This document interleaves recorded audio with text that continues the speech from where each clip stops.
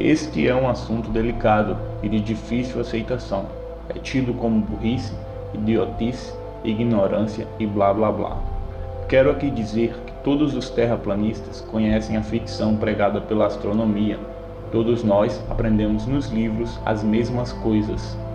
O assunto abordado foge à regra de anos de alienação. Por isso peço que não haja precipitadamente sobre o assunto, mas pense a respeito. Vamos ver um vídeo do universo segundo a astronomia, com os preceitos da ciência moderna. Depois, vamos ver a Terra de acordo com como a Bíblia nos ensina. Aqui está a Terra, e em um movimento de rotação de 24 horas ao redor do seu próprio eixo, uma velocidade de 1.675 km por hora aproximadamente.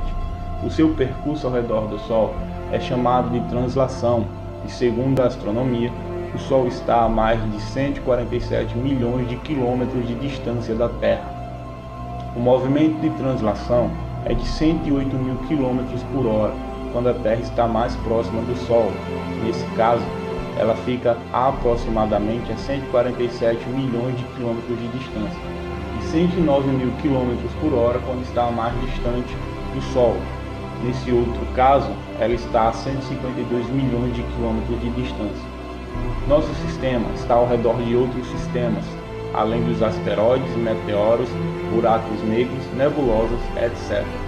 Vivemos numa Via Láctea em formato espiral e estamos ao lado de uma enorme galáxia, ao redor de várias outras galáxias.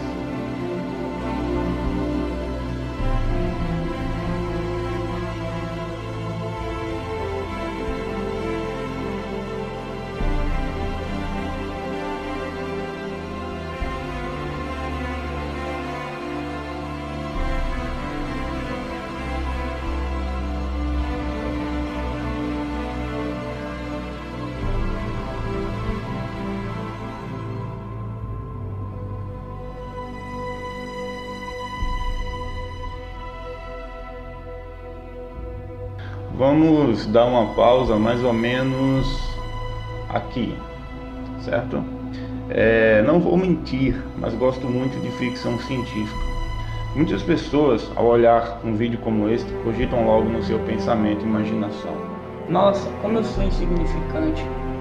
Nós somos só poeira no espaço. Existe sim vida lá fora. Não somos os únicos no universo. Como podem dizer que existe um Deus que criou isso tudo?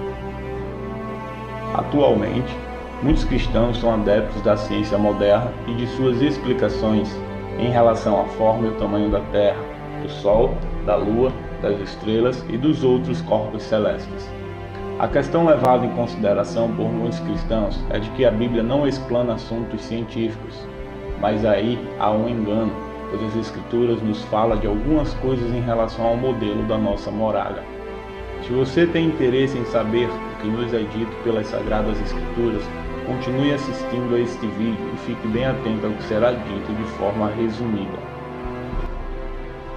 Falarei de alguns versos do primeiro capítulo do livro de Gênesis e de alguns outros versículos das Sagradas Escrituras. Versículo 6. E disse Deus: haja uma expansão no meio das águas, e haja separação entre águas e águas. Verso 7. E fez Deus a expansão, e fez separação entre as águas que estavam debaixo da expansão e as águas que estavam sobre a expansão. E assim foi. Verso 8. E chamou Deus a expansão céus, e foi a tarde e a manhã o dia segundo. Acorde o seu pensamento científico e comece a pensar de acordo com o que está na Bíblia. Agora, nesse exato momento, peço que deixe de lado por uns instantes que nos foi ensinado pela astronomia e reflita sobre o que aqui está sendo analisado. No versículo 6, vemos que não existe o espaço sideral, como nos é ensinado pela ciência moderna, mas somente águas, e o Espírito de Deus se movia na face dessas águas. O que Deus fez de imediato foi criar uma expansão para ter separação entre essas águas. Isso nós vemos nos versículos 6 e 7. Haja uma expansão no meio das águas, trecho do versículo 6. E fez Deus a expansão, trecho do versículo 7. Essa expansão separou as águas que estavam debaixo e as águas que estavam em cima. No versículo 8 temos o nome da expansão. E chamou Deus a expansão de céus. Note que quem chama o nome da expansão de céus é o próprio Deus. E isso é muito importante. É bom saber que para Deus dar início à criação, ele precisava de um lugar legal, protegido e que pudesse abrigar vidas. Agora vamos ler o versículo 9. E disse Deus: ajuntem-se as águas debaixo dos céus, num lugar, e apareça a porção seca. E assim foi. Deus ordenou as águas que estavam debaixo da expansão para ficarem em um lugar. Para esse trecho, nós não temos explicações em Gênesis, mas encontramos em Jó 38, no versículo 8, 10 e 11, quando o próprio Deus, conversando com Jó, diz: quem encerrou o mar com portas, quando este rompeu e saiu da madre? Quando eu lhe tracei limites, e lhe pus portas e ferrolhos, e disse: até aqui virás, e não mais adiante, e aqui se parará o orgulho das tuas ondas. No versículo 8 de Jó, temos a contenção das águas que estavam debaixo dos céus, que não se explica em Gênesis 1, verso 9. Deus ainda diz no versículo 11 de Jó que foi ele quem traçou limites, colocou portas e ferrolhos, palavras no figurativo para o que hoje chamamos de Antártida. E no verso 11 de Jó, Deus estabelece limites para as ondas em relação à terra seca. Esse verso 11 é um complemento à porção seca que Deus pede para aparecer no verso 9 de Gênesis. Agora vamos ler os versos 14 ao 18 de Gênesis 1. E disse Deus: haja luminares na expansão dos céus, para haver separação entre o dia e a noite, e sejam eles para sinais e para tempos determinados, e para dias e anos. E sejam para luminares na expansão dos céus, para iluminar a terra. E assim foi. E fez Deus os dois grandes luminares, o luminar maior para governar o dia e o luminar menor para governar a noite, e fez as estrelas. E Deus os pôs na expansão dos céus para iluminar a terra, para governar o dia e a noite, e para fazer separação entre a luz e as trevas. E viu Deus que era bom.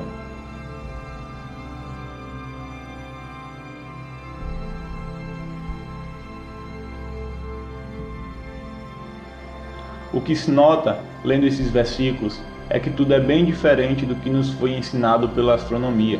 Sabemos como funciona o sistema solar, como hoje é compreendido pelas pessoas.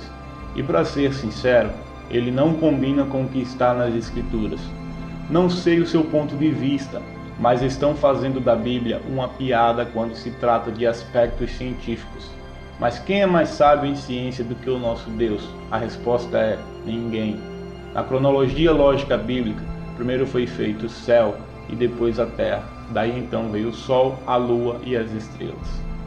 Nesses versículos que citei já se torna clara a intenção do Criador de que os astros celestes são para a terra e não a terra para os astros celestes. Agora vamos pensar sobre tudo que foi dito até aqui. O Espírito de Deus estava passeando na face das águas, não existia espaço, não havia estrelas. O sol e a lua ainda não brilhavam, o que se tinha era apenas águas. Que lugar é esse? Para ser sincero, nós ainda não sabemos. Ele fez uma expansão, chamou de céus. Percebemos que esse lugar nos planos de Deus ficou legal, protegido e possivelmente apto para abrigar vidas. Agora vou deixar para vocês uma seleção de versículos bíblicos sobre o tema. Antes, quero ressaltar que a Bíblia é divinamente inspirada e é o manual de Deus para a vida do homem. E nela contém a verdade sobre a criação e sobre o fim do mundo. A nossa Bíblia contém a ciência verdadeira da criação, pois o nosso Deus é sábio e arquiteto da nossa morada. Comparar a astronomia e os feitos da ciência moderna com a ciência bíblica nem sempre é o certo. Pesquise, mude sua mente. Aceite as escrituras sagradas de Deus do jeito que é. Não queira comparar, pois não há total semelhança com certas mentiras da atualidade. O plano do inimigo é destruir tudo e qualquer conhecimento que leve o homem a Deus. O Espírito Santo falou para Paulo que nos últimos tempos as pessoas abandonariam a fé em Deus. Esse é o plano do inimigo. Quantas pessoas deixaram de saber sobre o Criador só porque a ciência bíblica não casa com a ciência moderna? Muitas pessoas. Enquanto a Bíblia diz que a Terra é plana, é única e todos os astros foram feitos para ela, a ciência moderna nos conta o contrário. Esse plano é maligno. Obrigado por assistir até aqui. Que Deus te abençoe.